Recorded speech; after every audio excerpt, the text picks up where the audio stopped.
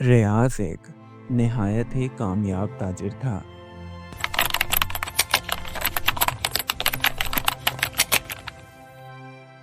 उसके पास शानदार किस्म का घर, महंगी गाड़ियाँ, दौलत, शोहरत और हर वो चीज़ थी जिसका कोई ख्वाब देख सकता था।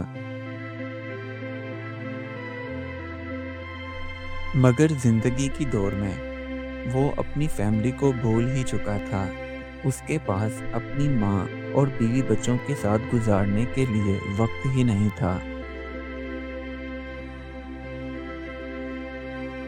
इसी तरह साल गुजरते गए और वो अपनी दौलत बढ़ाने में मगन रहा।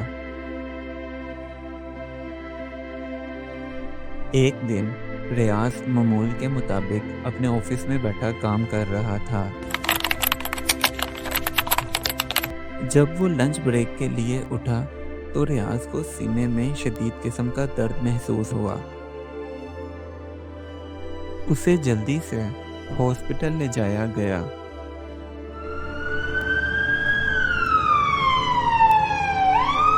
रियाज की फैमिली भी परेशान हाल हॉस्पिटल पहुंची।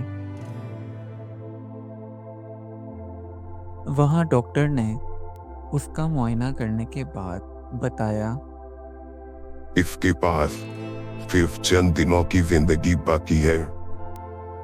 डॉक्टर की ये बात सुनकर सब परेशान हो गए और रियाज पर सक्का तारी हो गया।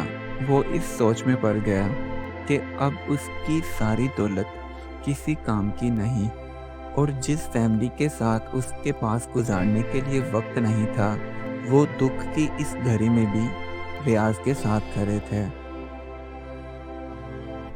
लेकिन रियाज ने हिम्मत न हारते हुए अपनी ज़िंदगी के आखिरी लम्हे अपने बीवी बच्चों और अपनी माँ के साथ गुजारे और उनसे माफ़ी मांगी।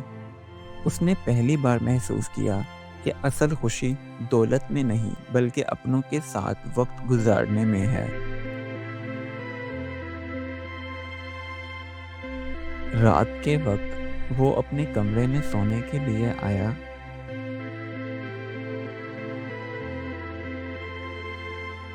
अगली सुबह जब रियाज की बीवी ने उसे जगाया तो वो इस दुनिया से जा चुका था, मगर जाते जाते सबको एक सबक दे गया। जिंदगी का सबसे कीमती सरमाया रिश्ते और मोहब्बत हैं, क्योंकि दौलत तो साथ नहीं जाती मगर अपनों की मोहब्बत हमेशा दिल में जिंदा रहती है। इस कहानी से हमें ये सबक मिलता है कि ज़िंदगी की असल दौलत रिश्ते और मोहब्बत हैं। उन्हें संवारने में देर ना करें, क्योंकि वक्त किसी का इंतज़ार नहीं करता। Do like my videos and don't forget to subscribe my YouTube channel. Also press the bell icon.